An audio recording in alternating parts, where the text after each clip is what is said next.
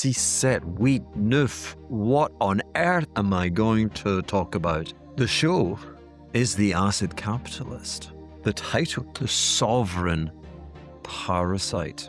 I am the acid capitalist. I'm broadcasting from a rock in the Caribbean. Well, you call it St. Barts, I call it home. It is late again. And you know what? The sea behind me, the sea is flat. I'm thinking mercury and silver for the last 10 days. The wind has dropped, the air pressure is high, and the tropics. Maybe the tropics like the British electorate, or maybe the tropics like the Prime Minister in the United Kingdom, Keir Starmer. Maybe the tropics are holding their breath. Welcome, my brothers and sisters. Take the lights down, join me in the darker hours, because we need to talk about Britain, the country I left. Was it 10? Was it 11 years ago? 2015. The country that taught me maybe everything I know, or certainly everything I forgot. Which is it? It's a country with a kind of terrible dignified, it was a dignified slowness. I'm not sure it's either dignified, and I'm not sure it's going to prove slow in the days, the weeks, and the months to come. The United Kingdom is eating itself. And tonight as the acid capitalist, I want to explain why. And I don't want to do that with jargon. I'm certainly not doing it with acronyms. I'm doing it with the one tool that never lies. And we are talking about, my friends, we're talking about price. And tonight we're going to do 3, not 2, my friends, but 3 movements. The ghost story, the autopsy, the trade. And by the end of this, I promise, as we listen to Underworld, do you hear it? Do you hear it? Do you hear it? Do you hear it? By the end of this, maybe you won't look at Britain the same way again. Before we begin, August the 2nd to August the 6th, the 4th summer acid camp here in St. Barts with me on this beautiful rock. All skill levels. The dumber, the better. You certainly don't need to know anything. You just know where to find me. And it's a small island. Just say, where's the acid capitalist? Just bring a brain that's modestly alive. Come swim, come argue, come watch the sun go down. Sip cocktails with people who give a damn. I say to people, come as a stranger, leave as a friend. It might change your life. Change mine. Details in the link to the show notes. Right. Boom, boom, boom, boom, boom, boom, boom. Let's go. Let's do the ghost story. Because I want to start with a picture.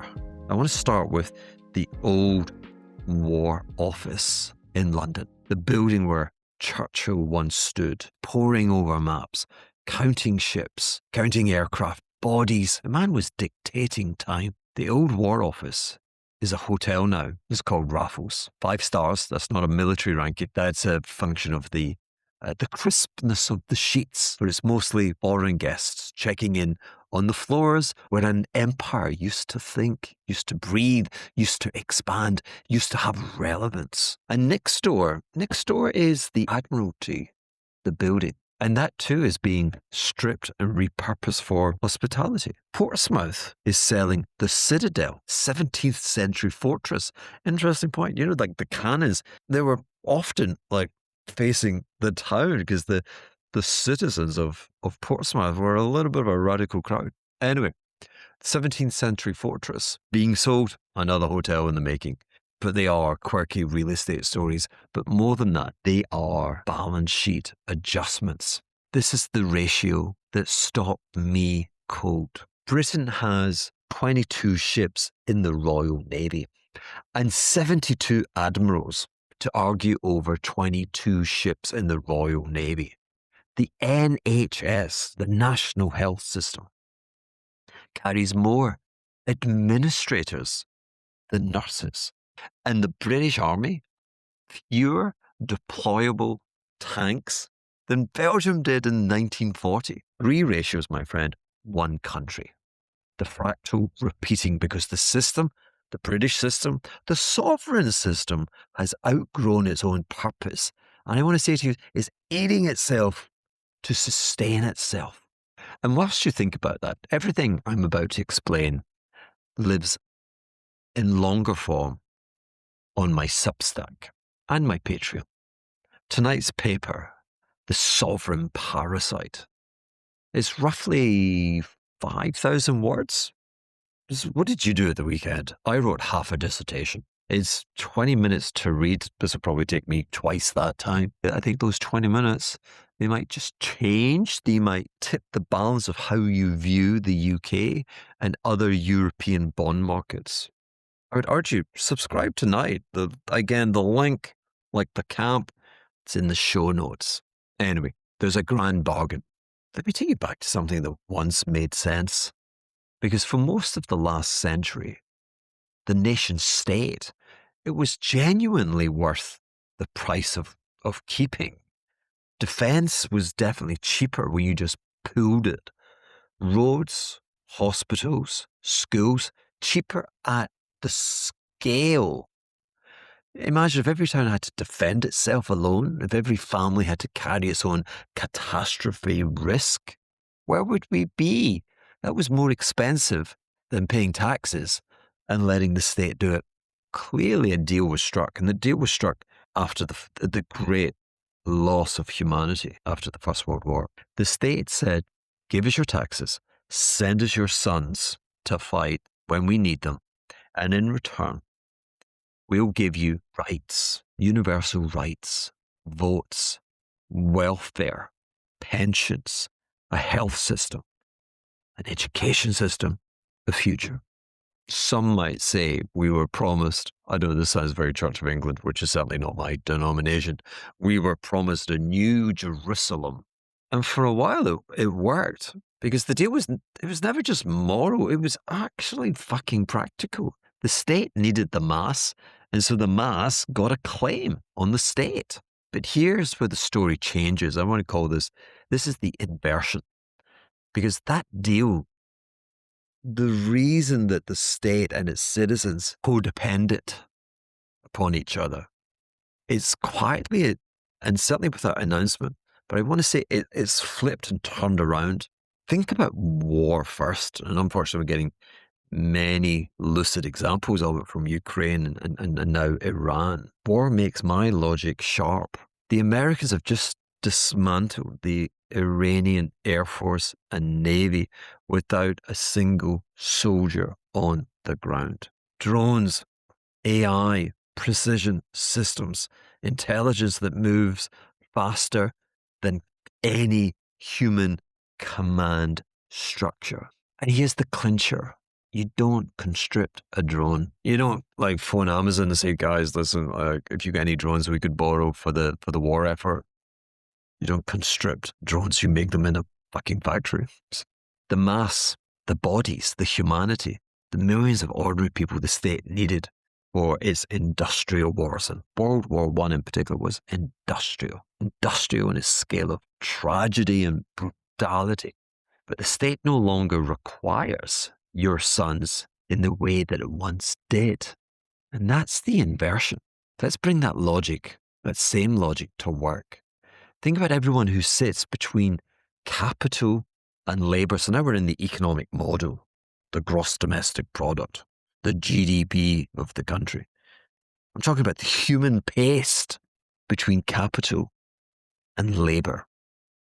I'm talking about the lawyer doing the discovery work, the accountant building the tax model, the analyst writing the research note that I never read, the consultant building the deck that I never presented, never had a deck, the compliance officer that told me off. Do you know I hired my first compliance officer? I made him the trader. Anyway, the fucking administrators, the list goes on and on and on.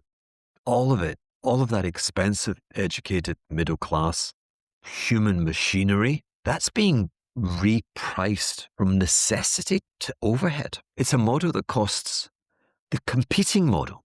My arguments exist on the perpendicular, when you're inside looking outside and when you're outside looking inside. So what I mean is all of that expensive, educated, middle class, human machinery, the repricing is what concerns me. Because you see, I know, a model that costs $20 a month is doing what all of those people were paid hundreds of thousands of British pounds to do. The middle is not being murdered. Worse, it's being made optional. Here's the trap the state finds itself in. Its revenue, I mean the taxes that fund everything that the Labour government, the Conservative government, reform, those taxes largely come from that middle class glue. And that middle class glue is being sucked or hollowed out by the same technology.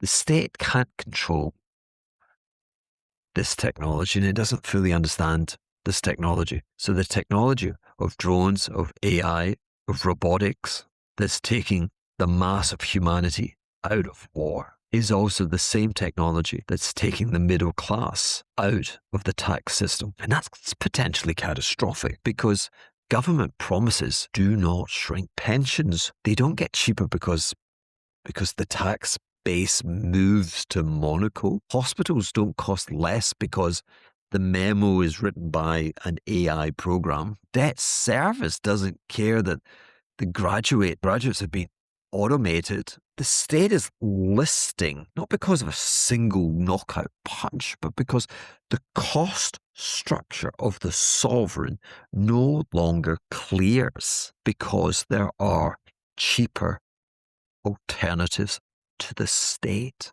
I want to talk about NATO for a second because it's very, very parallel and related. And there's a version of this story at the European level that no one in the polite newspapers wants to say out loud.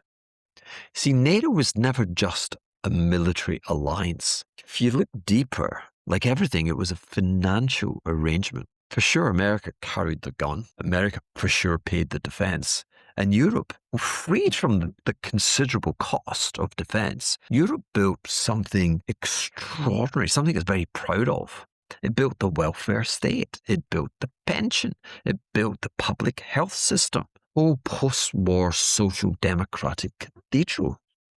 It's found not in America. America's stuff. It's found in Europe. But Europe rented its security from America and it booked the savings as virtue. You don't think this is coming from some crank on a podcast with rum, a gun, gold, and a grudge. I have none of that. This is in the literature. It's polite. It's institutional. It's peer-reviewed literature. I had the pleasure of reading the 2026 Florence Report, which is published through the European University Institute. It's not my kind of place. It uses words like framework, structural adjustments, never raises its voice, never calls a spade a fucking spade. But you know what? It called NATO Europe's reduced responsibility model. Not a bug, not an oversight, but the operating system. In plain sight, Europe did not build its civilization despite America carrying the gun. It built it because America was carrying the gun. The welfare, the pensions, the regulation, the moral vanity, the whole cathedral rested on the fact that someone else was absorbing the violence and handing Europe the bill. Gigantic discount. The Europeans knew. The institution knew. And the most damning thing is how quietly they said it. Reduced responsibility model. That's the sound of 70 years of free riding being summarized in 3 words by the people who benefited most. It's the politest possible language before the invoice, before the bill. The bill has arrived and the rent is rising. America spent $20 trillion more on the defense than all the other NATO members combined over the last 50 years. Combined. Remember, 50 years coincides with the peace dividend. Yeah.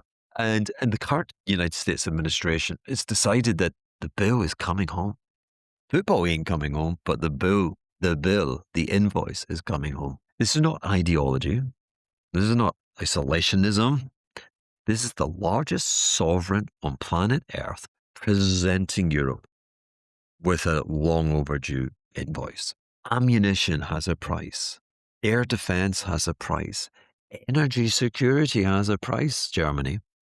And telling voters that the welfare state and the war state are now the same invoice, that has a price too. And that's the price that the Labour government is going to be subject to later this week when the UK goes to some regional polls, regional elections.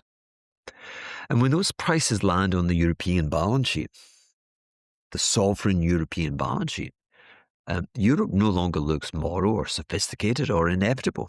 Europe begins to look like a financial arbitrage that's closed.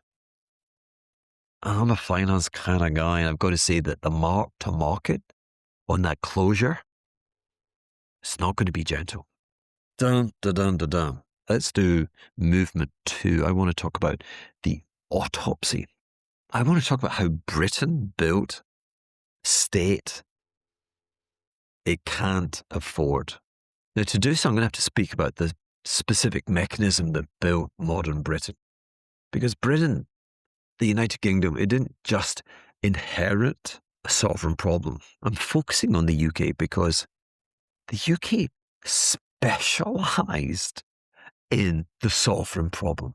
Here's how I think the money worked, and I'm going to make this simple. So for decades, Germany, China, Japan, South Korea, Singapore, Taiwan, et al., they were running enormous trade surpluses. That means they sold way more to us than they bought from us. They were building all these factories, not for the domestic demand, because domestic demand, they were kind of suppressing people's wages. So you're kind of suppressing and keeping down people's wages. Wages went up, don't get me wrong. But productivity was going up way greater. And economic logic and fairness would dictate that you should pay the Chinese worker more. That did not happen. And so there was a need for a donor country to buy the exports that the suppressed wages of the mercantilist country could not afford to sustain. And the deal, and there's a deal between two sovereigns. The deal is you buy up our manufacturing surplus, and all that money that you're going to send to us, that's a surplus, that's a trade surplus. And it's going to go somewhere. It's going to come straight back at you, straight back at us. We get the money. And Britain was like, I kind of like the sound of that. Britain said, send your capital flows here. We have a stable, world-renowned legal system. We've got deep-ish financial markets. We've got old institutions that look trustworthy. And so the surplus capital of the world flowed into Britain. Not Britain alone, Australia, New Zealand, Canada, and of course, the daddy of them all, the deep liquid markets, the rule of contract law, the rule of law, America. But surplus capital flowed into Britain, and it bought British government debt. It bought gilts at macroeconomic circles. We call this purchase of the gilts, we call that collateral, because these gilts have the look and the feel of an American treasury bond. And damn, you see, we've lived in a monetary system these last 40, 50 years when treasuries are the real deal. Treasuries are the gold of a bygone era, like the base money.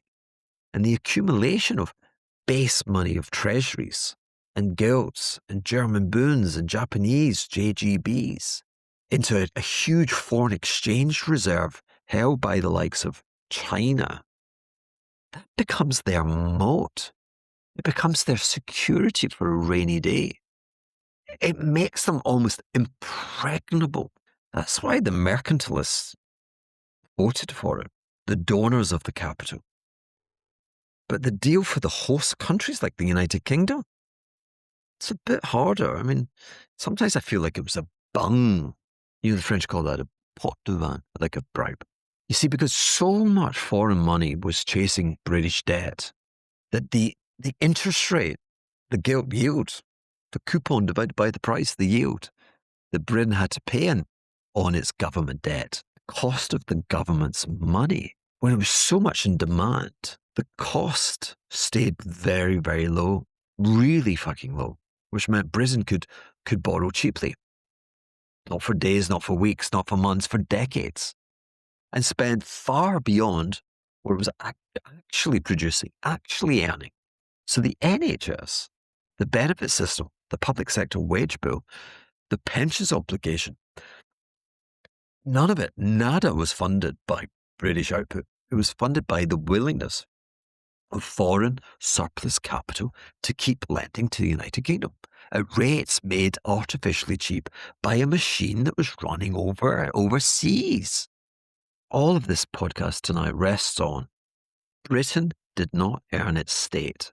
Britain borrowed it at subsidized rates, at rates written by someone else, their continent. So what looked like welfare settlement built on British values and British taxation, in actual fact, it was a credit arrangement underwritten by Chinese import suppression and German wage restraint. The British sovereign was living inside someone else's industrial policy, mistaking it for social democracy. But here's the thing, where did the money actually go? Did it go into factories, into research, into building things, into deepening productive capacity in the United Kingdom? I think you know the answer. No, it went into property, into financial engineering, into asset prices. You see, money is like the selfish gene. It seeks its continuation. It wants to perpetuate itself to eternity. It just loves inflation. And British asset markets, like asset markets elsewhere, they offered this in droves, and capital loved it. London thrived. Those gleaming global extraordinary buildings, if you were inside them, the gherkin, the whatever. At the same time, the north hollowed. Wales hollowed. I mean, who cares? Scotland hollowed. I mean, we care. The north, Wales, Scotland, they hollowed. The productive regions became in the language of others, they were bypassed entirely. The state growing fat on suppressed borrowing costs, mistaking the foreign capital inflow for its own virtue. It wasn't a mirror. If it was a mirror, it was a black mirror. The message was wrong. The message was the state seemed invincible. Except now the machine is breaking. Why? Because America under Trump is no longer passively absorbing the surplus created by the mercantilist nations like China. Trump said, and I support this, he said enough is enough. Like trees are not meant to grow to the sky. The Chinese trade surplus was not meant to grow every single year. There was meant to be like a point of equilibrium, of disequilibrium. Like there was meant to be a cycle that would prevail. America began to recognize there was no exorbitant privilege. There was no gain to be had from being the consumer of last resort. This was an arrangement that was leading rapidly to the United States and these other noble, old, open countries like the United Kingdom becoming serfdoms of mercantilist nations. So instead, America stepped in and said, we want foreign capital, but we want it on our terms. We want to redirect it into our country, not into American asset markets, but into American factories, producing more American workers with higher wages, greater American infrastructure, and of course, AI, the great race to control tomorrow. And that matters hugely for the United Kingdom because the flow that kept British borrowing costs cheap is being redirected. The deal's being renegotiated. America's Samson is growing his fucking hair again, growing some much needed balls and standing up for the little guy. Now, America has the scale to make a difference. The UK, country built with promises built at subsidized rates, the subsidies being withdrawn whilst the promises remain.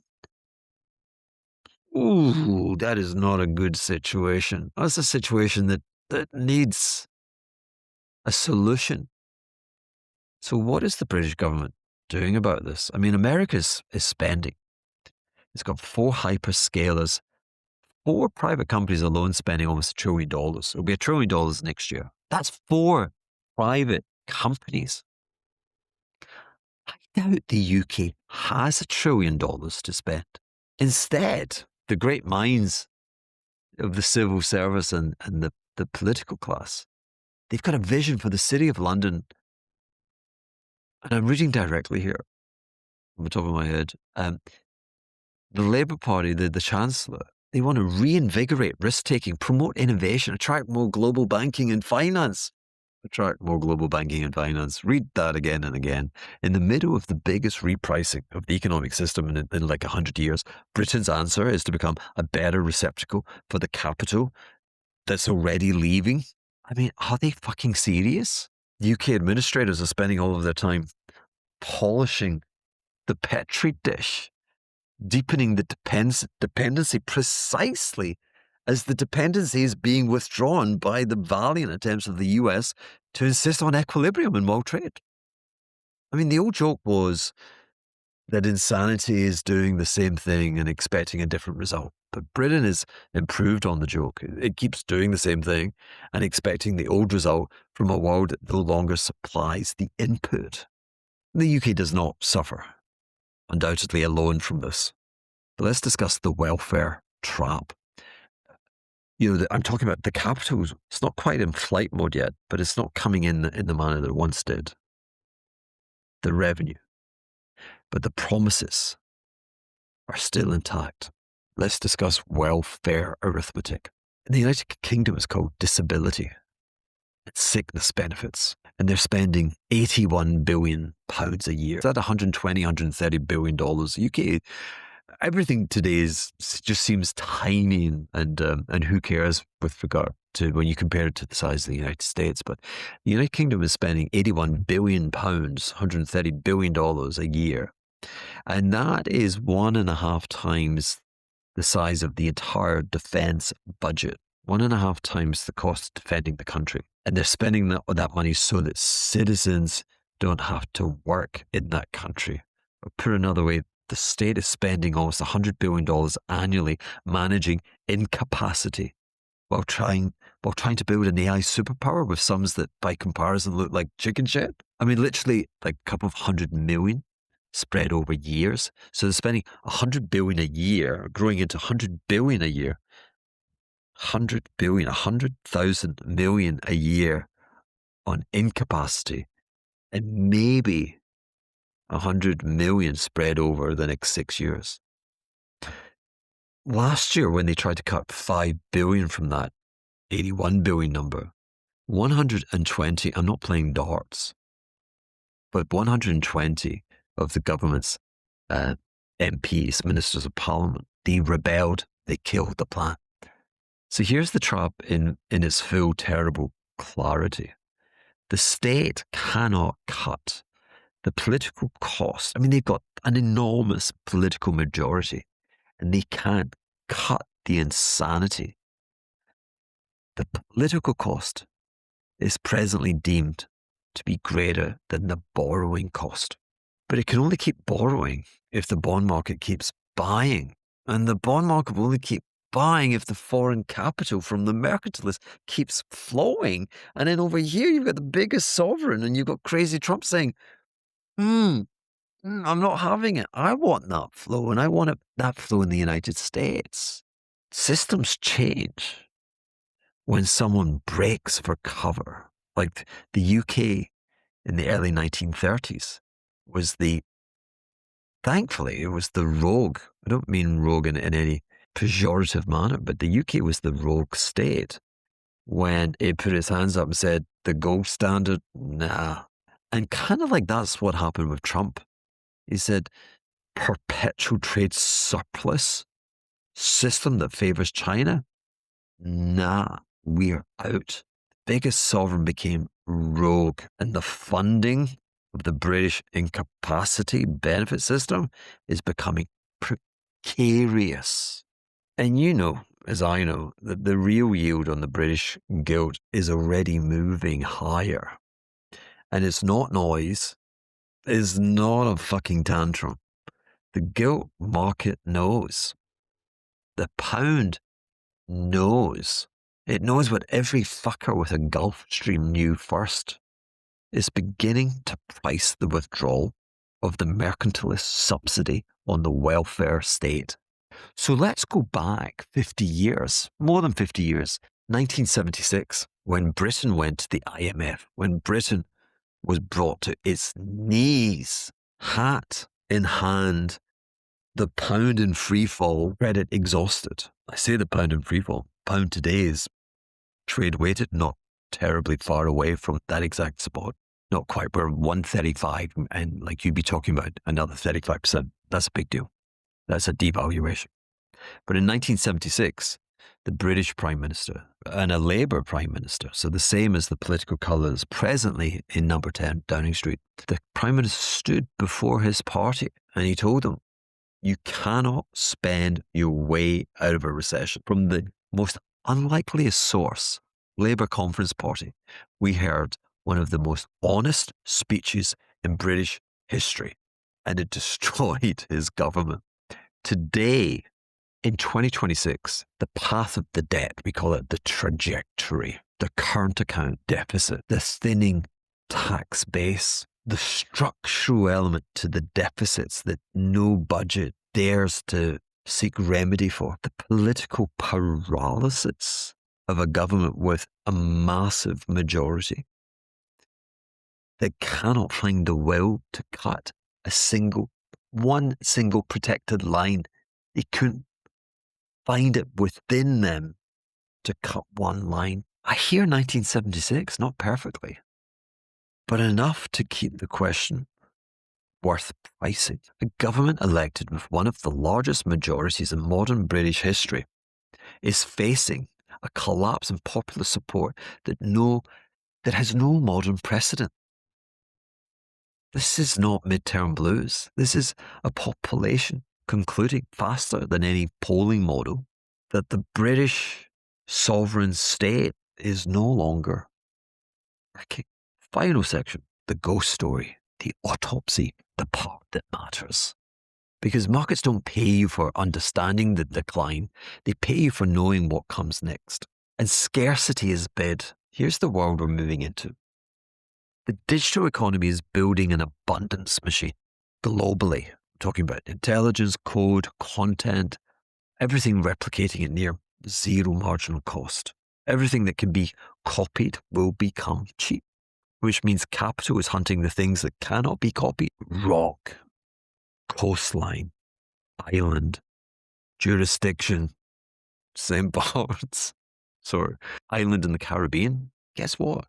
It cannot be printed by a central bank. It can't be approved by a planning committee. In fact, planning committees are trying to make it tougher and tougher to build a house here.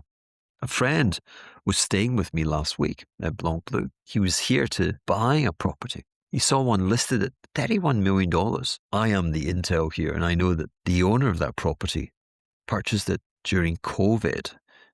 I think he closed it in 2022. Nobody calls that a bubble because nobody serious believes that supply can respond. It's not speculation, it's inventory scarcity being repriced against a world where everything else is becoming abundant and cheap. Bar says many things, but it's not lifestyle. Well, it is lifestyle. It's my short position on the sovereign expressed in rock and coastline. When I left in 2015, I reckon the best London properties traded 𝚊𝚑𝚒𝚑𝚑. They traded 1-for-1 with what you could buy on the island. I say that ratio has moved. I say it's moved in favour of St. Barts. The premium you pay here is not for sunshine. It's for the absence of what's happening elsewhere, and I include France. London's the mirror image. The real estate desks won't say it loudly, but the flow tells you everything. Sell is everywhere, buyers thin, except at the very apex where a single house. I kind of know the guy I've met in St. Barts, a hedge fund guy. Just bought a single house, cleared it, I think £235 million. £235 million. That's not the housing market. That's a trophy. That's status, storage. That's the price itself becoming the moat. But below that level, London's exposed. Tax, regulation, politics, the war on the non-dom, thinning, retreating, receding buyer base. Lawyers, accountants, consultants, the entire professional glue that the city built. The city was built to employ these people. They're being hollowed out by a large language model that costs $20 a month. The middle of the London market is not collapsing because buyers ran out of money. It's collapsing because buyers ran out of patience with the bozos running the country. Wealth taxes is coming. Government, sensing the bleed, will reach inward. Wealth taxes, one-off levies, administrative friction, dressed up as fairness. California already rehearsing the script. I mean, Starmer will be replaced, and he'll be replaced by someone with rarer slogans. He or she will be cheered to the rafters. It won't work because the constraint has shifted. The people you need to tax are the ones most able to leave. They're already leaving quietly, efficiently, following the price. When the British Chancellor, will it still be the lady when she finally tables a wealth tax? Somewhere over the Atlantic, a man in a private jet with a coffee and a passport will read the headline on his phone, sip his coffee. He ain't coming back. There's a new geography that's already visible. You stop pretending you can see it. Miami, Dubai, Singapore, handful of alpine villages. Is it Aspen? Is it Vail? St. Barts? Argentina? Maybe Argentina. If Milei holds the line, God, I pray for his soul. He needs great security. These aren't vacation destinations. They're working prototypes of the next form of sovereignty. Sovereignty in the future is no longer a country. It's a cluster. It's a city-state. It's a fiscal microclimate, a place where capital and people can land without friction. Call it many things, but for me, the elite exit is not moral failure. It's the price discovery mechanism for what state services are actually worth, run in real time by the people with the means to vote with their feet. The very large landed estates of ancient Rome, now portfolios of jurisdictions, Miami, Dubai, Singapore. And I lament for that. Do I lament? I don't know. I note it. The lament comes more from the fact that I have children in the United Kingdom, stepping into an age where the old map is being handed to them with full confidence by people who still believe it works. I thought it worked. I got 2 kids about to leave university. When they started, I still believed in it. Study this, qualify for that, climb here, the system will meet you halfway. I believed it. It worked for me, but Britain was drawing on a credit arrangement with the Chinese that I confused with the social contract for do-gooding. The credential, the university credential has become a delay mechanism. It's become an extended year out, an extended gap. If there's a ladder, it's no longer connected to anything that pays. And again, the non-state has cost-effective answers. My kids are going to stay in a 5-star hotel in Malaysia in the month of August at an AI camp with kids, hungry kids from all over the world. Kids being taught how to put a presentation stack together, how to talk to private equity, how to raise money. Imagine that. Do you know how much that cost? Fucking grand. So the conversation changes, whether you're ready for it or not. It's not what you study. It's what are you building? Not how do you enter the system, but how do you root around it? How do you smash right through the damn thing? Right, I got to end this thing somewhere. The paper on Substack has a trade, but I'll let you find that out. Let me conclude. Britain bill promises at subsidized interest rates. The cost of money was way below market for decades. And that subsidy is being withdrawn whilst the promises of the state remain. I'd watch 3 things. I'd watch the gilt-bund spread. I'd watch real 10-year gilt yields. I'd watch sterling against the jurisdictions where British capital wants to live. Switzerland, look at the British rate against the Swiss franc.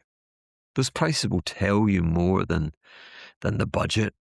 They'll tell you more than the city strategy, more than another speech about growth and risk-taking from politicians who've never taken any risk in their life. And I repeat, trades are not prophecy.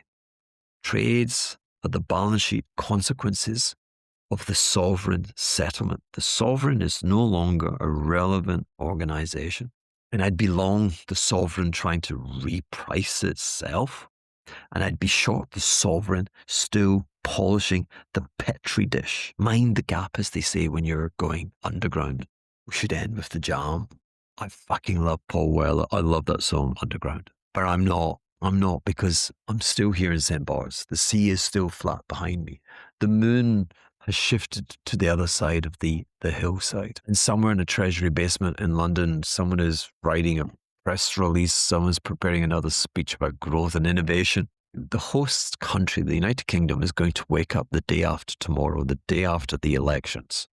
And it's going to try and act normal. It's not normal. It hasn't been normal for 40 or 50 years. I am Hugh Hendry. I am the acid capitalist. This has been broadcasting from a rock in the Caribbean. And I love you all to bits. And I thank you for spending more time with me this week. As I always say, bisous and hugs and kisses. And remember, happy people make smarter decisions. And talking of which, again, August 2nd to the 6th, the summer camp here in St. Barts. Come, swim, argue. We'll put the world to rights over something gold. And the Substack, the full written version of everything you've just heard is there. People subscribe. Long form citations, trade notes, the thinking that doesn't fit in this microphone.